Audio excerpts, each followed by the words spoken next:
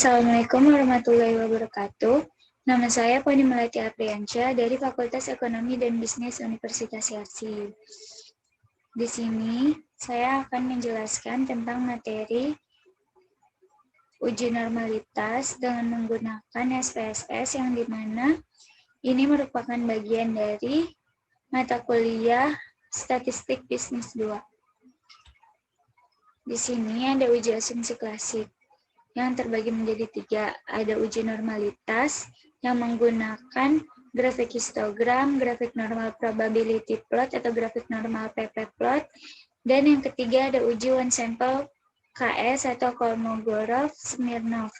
Kemudian yang kedua itu ada uji multikolonialitas dan uji heteroskedastisitas atau bisa kita sebut dengan uji hetero.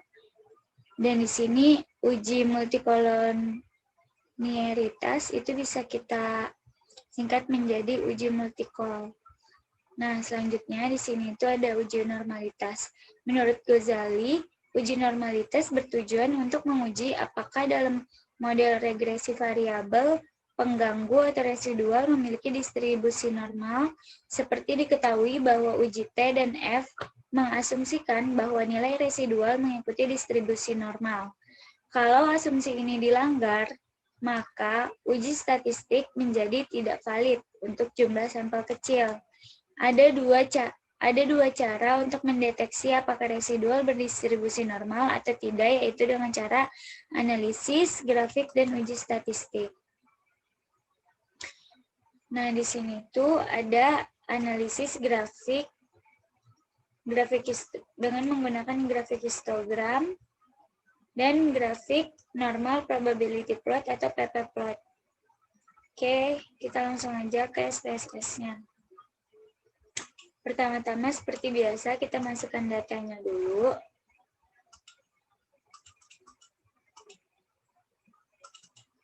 Setelah udah, ini jangan lupa kita ganti jadi Excel karena kita mau mengambil data dari Excel. Klik OK, maka akan muncul output-nya seperti ini. Seperti ini, dan muncul semua. Nah, di sini itu kan kita kalau di SPSS semua tab-nya itu kan harus numerik ya, kalau misalnya dia berbentuk angka. Nah, makanya di sini kita ubah dulu seperti biasa pada bagian gender dan juga kelas agar datanya itu menjadi data angka. Di sini itu ada dari B. B-nya itu ada sampai dengan B06. Kemudian ada total B, ada M01 hingga ke total M, dan juga ada W01 hingga W07, dan juga ada total W. Oke, di sini kita akan membahas mengenai uji asumsi klasik. Pertama, kita transform dulu, kemudian record into some variable, kita masukkan yang bagian gender, klik Alt and New Values. Setelah itu, di sini kita masukkan data yang ingin kita kelola, yaitu laki-laki, kita kasih kode 1, kemudian add. Kemudian yang kedua itu ada perempuan. Di value-nya kita kasih kode 2, kemudian kita add, klik continue, klik OK. Hasilnya kan seperti ini, dan seperti biasa kita ke variable view, kita klik values untuk memperjelas. Di sini kita tulis laki-laki. Kita add kode 2 untuk perempuan. Kita add juga, klik OK. Di sini kan type-nya itu masih string, kita harus mengganti ke numerik. Oke. Nah, akan tampak seperti ini lagi. Selanjutnya, kita klik transform lagi, record into some variables, kemudian yang di gender ini kita remove dulu, klik yang kelas, kita add, ke string variablesnya, kemudian klik Alt and Use Values. Nah, di sini jangan lupa kita remove dulu supaya datanya nggak ke input 2 kali. Di value-nya kita tulis, dia kan di sini ada kelas dari akuntansi A hingga akuntansi C kan. Kita masukkan dulu yang akuntansi A, kita kasih value-nya, atau kodenya itu 1, kemudian klik add.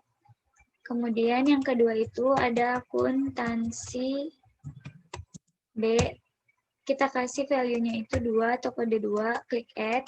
Yang ketiga itu ada akuntansi C, kita kasih kode 3, klik add, continue, oke. Nah, datanya kan berubah jadi data angka. Kan kita nggak tahu 2, 1, 1, 2, 3 itu apa. Makanya untuk memperjelasnya, kita ke variable view. Ini kita ganti dulu datanya menjadi numerik, atau bisa juga di value-nya dulu, sama aja. Nah, di values-nya kita perjelas lagi. Kita kasih labelnya itu kan tadi yang nomor 1 itu untuk akuntansi A. Klik add, kemudian kode kedua kita masukkan akuntansi B. Klik add lagi, yang ketiga untuk akuntansi C. Klik add lagi, klik OK. Maka datanya akan tampak seperti semula lagi, namun type-nya itu udah berbentuk numerik. Nah, di sini itu pada total B, di sini labelnya itu kita kasih dia menjadi kemandirian belajar.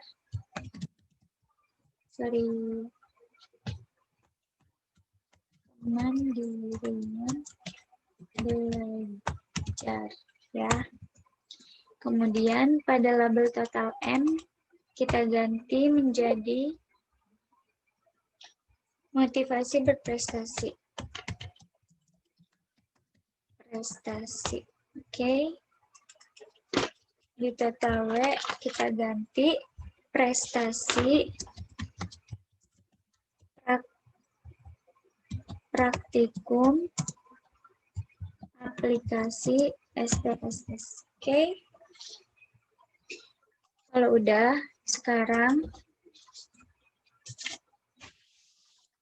di sini kan tadi ada di total B, total M, dan total W-nya, itu kan belum keisi, ya kan? Masih kosong kan? Nih, sekarang kita isi dulu dengan cara klik transform, kemudian compute variable, kemudian pada target variabelnya ini, kita isi total M tanpa spasi. Karena kalau misalnya dia pakai spasi, dia nggak akan ke-detect. Nah, selanjutnya di function groupnya kita klik all. Kita pilih di bawahnya itu, di function and special variabelnya itu sum, karena kita akan menjumlahkan ya. Oke, ini sum. Ada tanda panah ke atas, kita klik. Maka hasilnya akan tampak seperti ini. Nah, kan di sini ada tanda tanya gitu kan. Tanda tanyanya bisa kita hapus. Oke. Di sini kita input dulu data yang B ya. B01 kita add, terus koma. B02 kita add, koma lagi. B03. Ini bisanya satu-satu gitu dia. Karena nggak mau langsung semua gitu, jadi kita harus input manual satu-satu. Setelah ini udah, klik OK. Klik OK lagi. Nah, datanya udah kebaca nih, udah ke-execute. Oke, nih.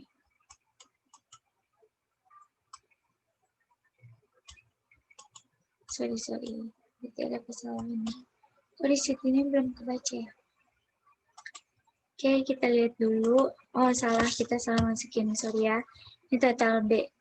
Kita tinggal copy paste aja. ya, udah ke udah ke input. Nah, tadi kita kan ada kesalahan gitu kan di total M. Kita tinggal ulang aja, klik compute.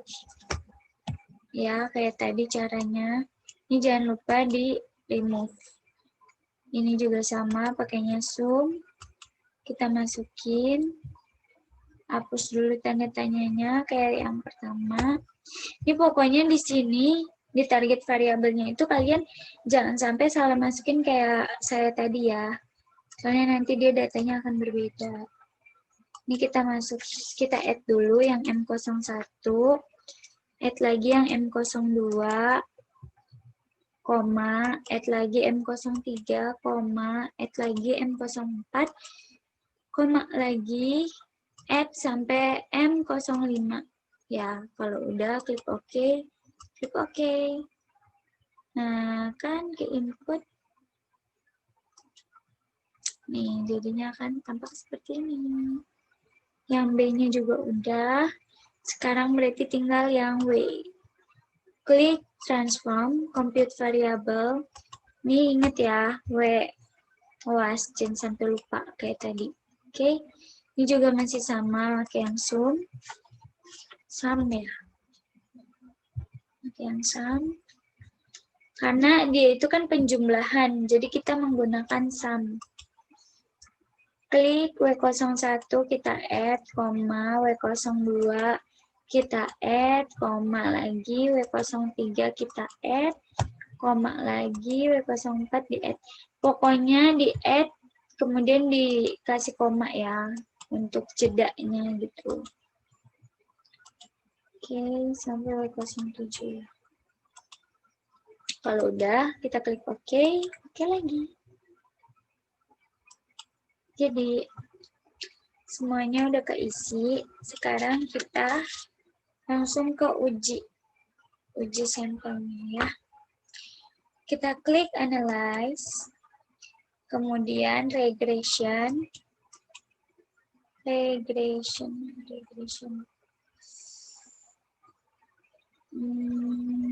Nih, klik linear. Nah, di sini tuh kita kan tadi yang variabel y-nya itu kan adalah w ya. W itu adalah variabel y. Nah, di sini di w itu ada prestasi praktikum aplikasi. Kita klik, kemudian kita add ke dependent. Setelah sudah, kita juga meng-add variabel x1 dan x2-nya, yaitu kemandirian belajar dan juga motivasi berprestasi, kita add ke independennya. Kemudian di sini itu kan ada statistik.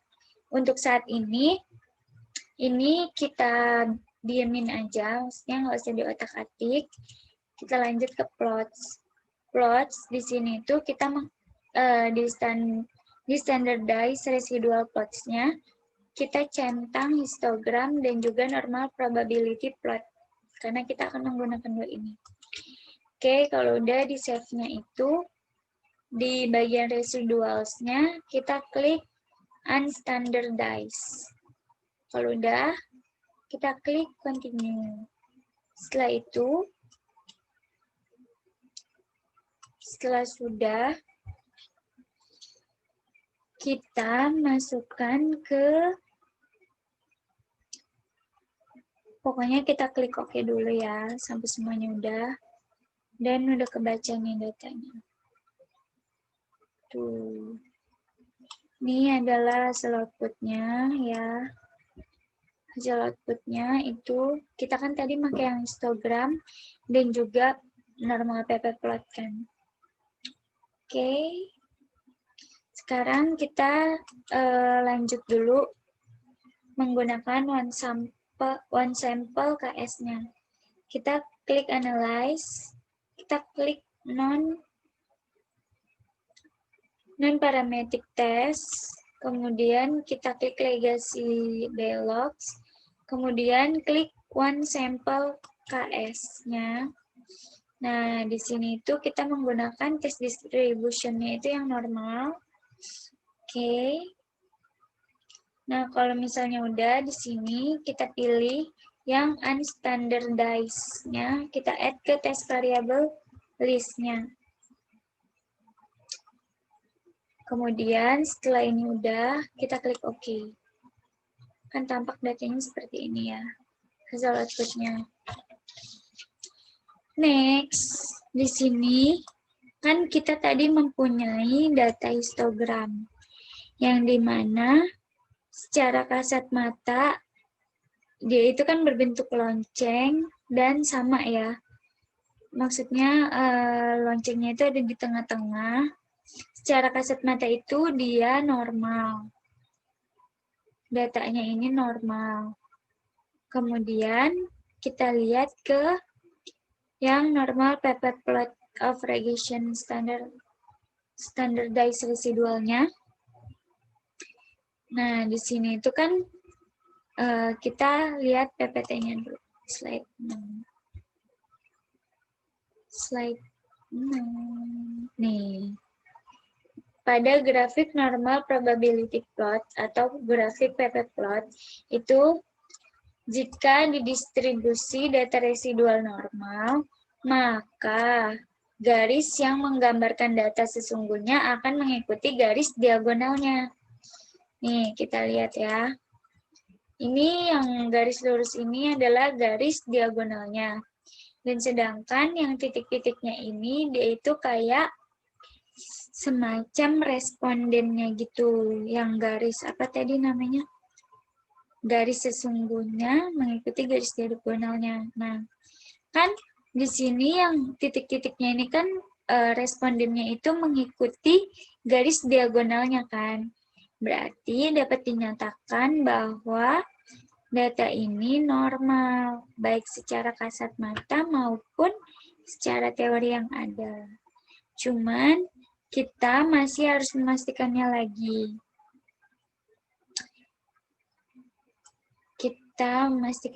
Oh ya, sebelum memastikannya lagi dia normal atau enggaknya. Tapi kan di sini udah pasti ya normal. Kita lihat dulu contoh grafik yang enggak normal. Ya. Nih, untuk grafik histogram transformasi data tidak normal itu bentuknya kayak gini. Ada yang terlalu ke kiri, namanya moderate positive skewness. Ada yang terlalu mojok banget ke kirinya, itu ada substantial positive skewness. Kemudian ada garis yang nggak berbentuk lonceng ya ini. Ya, itu namanya severe positive skewness. Ini masih berbentuk lonceng, tapi dia itu terlalu ke kanan. Yang namanya itu moderate negative skewness. Nah, ini ada grafik substansial negative skewness. Itu dia terlalu ke kanan, namun dia lebih lancip ya. Lebih kurus. Kalau ini kan kayak lebih berisi gitu kan. Ini juga nggak berbentuk lonceng. Namanya itu severe negative skewness. Dia terlalu ke kanan, ini terlalu ke kiri. Oke? Nah, ini untuk histogram yang ada grafiknya. Nih, kan kalau ini kan cuma kayak contohnya doang kan. Pokoknya ini udah kelihatan banget. Cuman kita baru akan bisa mengetahui dia normal atau enggaknya itu nanti dari pengujian data yang ada nih.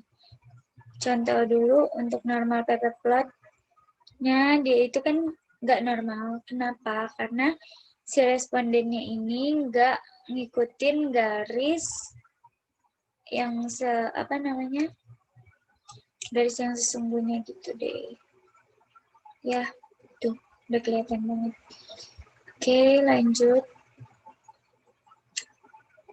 Nih, untuk lebih mengetahui gitu kalau dia itu normal atau enggaknya grafiknya itu, kita bisa lihat dari seek to tell-nya. Kita lihat lagi di PPT. Nih, untuk lebih sederhana, profitabilitas KS, ya, jika nilai seek to tell-nya kurang dari 5, nih, kurang dari 5, maka nilai residual dalam suatu regresi tidak terdistribusi normal. Berarti dia nggak normal kalau kurang dari 0,5 0,5 ya sigtuteltnya. Tapi kalau sigtuteltnya lebih dari 5, maka terdistribusi normal. Sekarang kita lihat. Di sini, di one sample KS-nya, kita lihat sigtuteltnya itu 0,074, yang dimana sama dengan lebih dari 0,05. Itu artinya bahwa grafik ini dan data ini dinyatakan atau terdistribusi normal. Seperti itu. Nah, sekian dulu materi yang dapat saya sampaikan. Kurang lebihnya mohon maaf. Wassalamualaikum warahmatullahi wabarakatuh.